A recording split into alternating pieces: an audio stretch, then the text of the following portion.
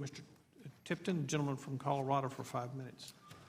Thank you, Mr. Chairman. As we're talking about soundness, which we can all certainly support, I think we need to be mindful that we're impacting businesses at home and people's jobs. And Mr. Simmons, in your written testimony, you establish that Zions has very conservative limits on some of your commercial lending. Since Zions' primary business model does involve commercial lending and many of the aspects of your loans being under $5 million in size, has this regulatory regime impacted your ability to be able to actually make some of those loans in Zion's footprint? Well, it has been a significant factor in our thinking about some loan types, categories. I think I noted specifically in my written testimony construction lending, commercial real estate lending generally.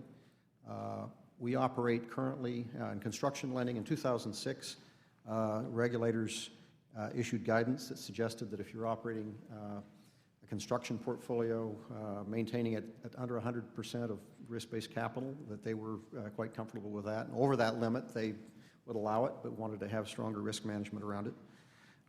We are at about roughly a little under a third of that level today, and have basically put a cap on it because of the implications of that particular asset class and what we believe the result we believe it's creating in the Federal Reserve stress tests. Again, it gets back to concerns about transparency.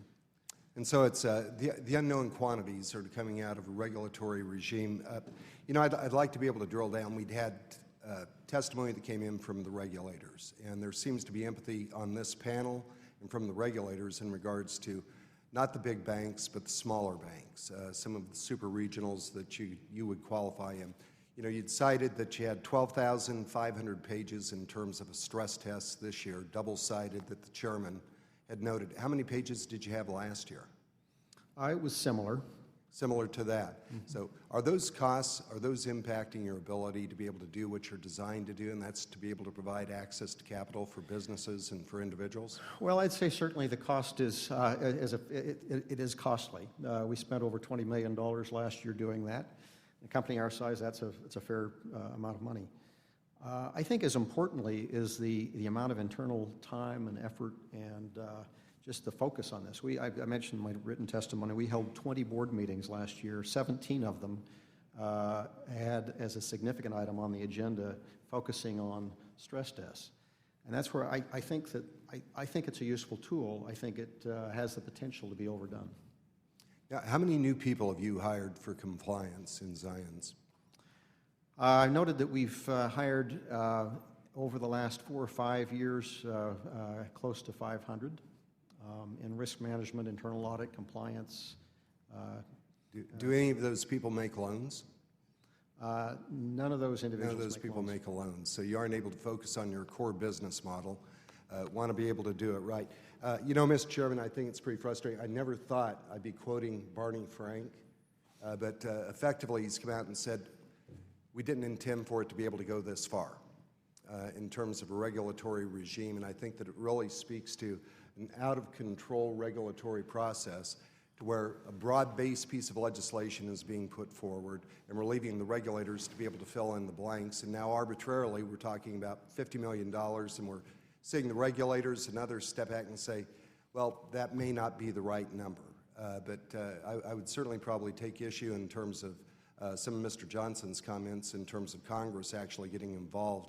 Maybe smaller prescriptive bills, and Mr. Luchtmeyer, I will certainly associate myself, I've co-sponsored that legislation, is going to be an appropriate way for this to be able to address something that I think is impacting our ability to be able to grow our communities, to be able to grow jobs. We need that access to capital to be able to do that.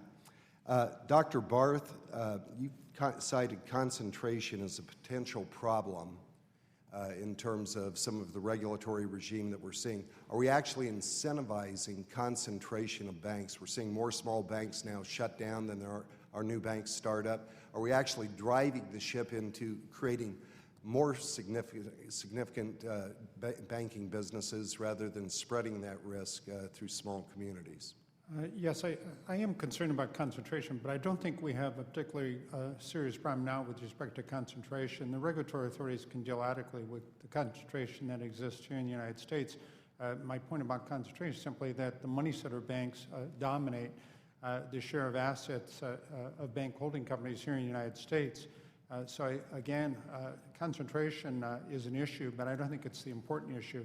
I think the important issue is the one that has been mentioned many times, which is that size per se doesn't tell us very much about systemic risk of financial institutions. We have to move well beyond size if we really want to take a serious attempt at trying to determine which institutions are indeed systemically important here in the United States. Thank you. I Time of yield the back, gentleman Mr. has Chairman. expired. I thank the gentleman. Without objection.